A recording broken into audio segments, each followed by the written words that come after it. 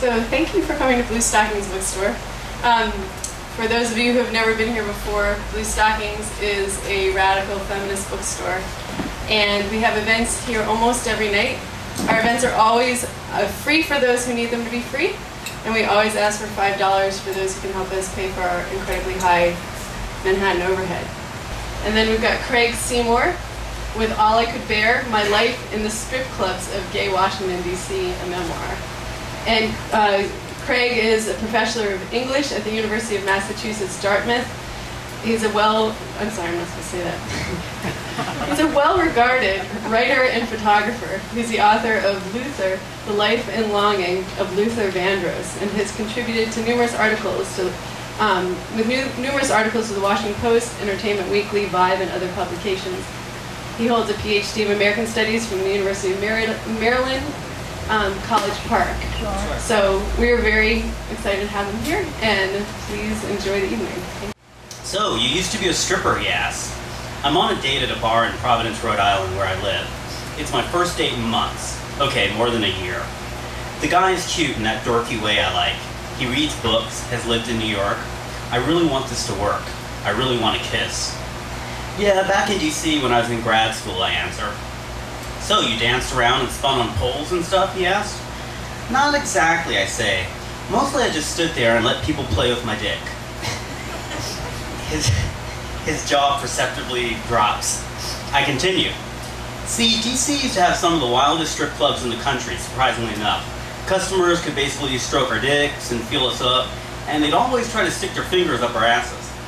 That doesn't sound legal, he says, mouth in a suspicious smirk. Well, no one really knew if it was legal or not, but it had been going on for years, and the cops sort of turned a blind eye. It's different now, but that's the way it was when I danced. It's hard to believe this happened in our nation's capital, he said, taking a swig from his PBR. I know, right? But you have to remember, the mayor was on crack most of the time. He nods, and then I never thought of that kind of way. So why'd you do it, he asks. I knew this was coming. It's the inevitable question. The first part of what I've unaffectionately come to call the interrogo. It's when people try to figure out if my reasons for stripping jive with their notions, often informed by, say, TV movies, news magazine exposés, and daytime talk shows about why people strip. This line of inquiry alternately makes me want to fight or crawl beneath the nearest throw rug. Because of this, I keep things simple. Sorry, I keep sniffing. It was just something I'd always wanted to try, I say. He kind of smiles, and though I don't know why, it relaxes me. Did you feel used with all those guys pawing on you, he asks. Sometimes yeah, but most times no. And it certainly wasn't the first or last time I'd ever felt used at a job. But generally it was a lot of fun. It was all about doing something that was a little unexpected and out there, you know? So, how'd you start? Well, it was sort of like this. Now I'm segueing into chapter 1. That was the prologue, obviously. Okay. Alright. I understand now why musicians have such a hard time like repositioning mics. Okay. Fuck it. The words whipped through my head as I stood in the cold hallway with my hand on the door leading to the stage. A sign on the door read, "This is not an exit." The music thumped loudly, all beats, whooshes, and wails, like a gospel diva trapped in a washing machine.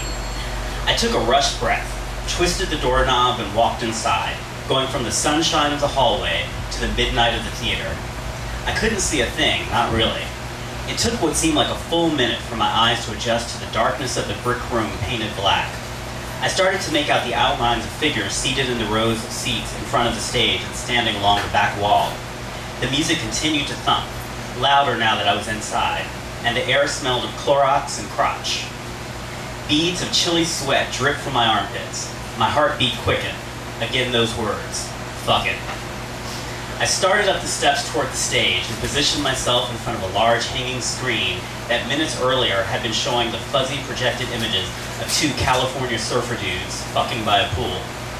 Once I made it to center stage, the DJ in the overhead booth switched on the spotlight. I was now burning in a hard white sun.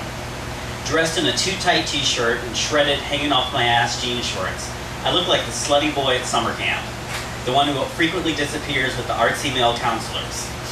People were always telling me how young I looked, so I figured the camp thing worked for me. Before my eyes could get used to the spotlight, The DJ bellowed over the loudspeaker in a 70s game show announcer voice. "Gentlemen, welcome to the Follies. Our next dancer is making his first appearance here. Put your hands together for Craig." This is it, I thought. There's no putting your khakis back on now. I stood there and started to dance a little bit, moving my feet from side to side with great deliberateness, like the gangly boys at the high school dance. Fortunately, there were no Chippendales-like dance routines needed here. It wasn't that kind of place. The guys who came to the Follies, Washington, D.C.'s oldest gay male porn theater, and if you believe their ads, home of the hottest all-male burlesque, wanted flesh and they wanted it fast. This was less strip-tease than strip-touch. The dancer's job was to get on stage, disrobe quickly, try to get a hard-on, and then walk out among the customers who, for a tip, generally about $1, got to stroke, fondle, poke, and prod the dancer's bod. It was more like sex than dancing, and it had become my job. This was quite a change for me since I spent most of my days as a graduate student and teacher at the University of Maryland in College Park, going to classes, giving lectures, grading papers, all on a campus so idyllic and grassy that it was used as the school in St. Elmo's fire. But I was ready for a change. I needed it, even if I couldn't explain exactly why. I knew I was taking a risk by dancing here. The Follies could be a dangerous place. A 1977 fire took 8 lives, among them a congressional aide, a Midwestern minister, an ex-Marine, and an economist for the World Bank. Then 15 years later, more than a dozen flashlight-wielding cops stormed into the dark theater and arrested 14 men on sodomy and other sex-related charges. 3 dancers got caught up in the sweep. One guy, wearing only cowboy boots, was busted in the middle of his set.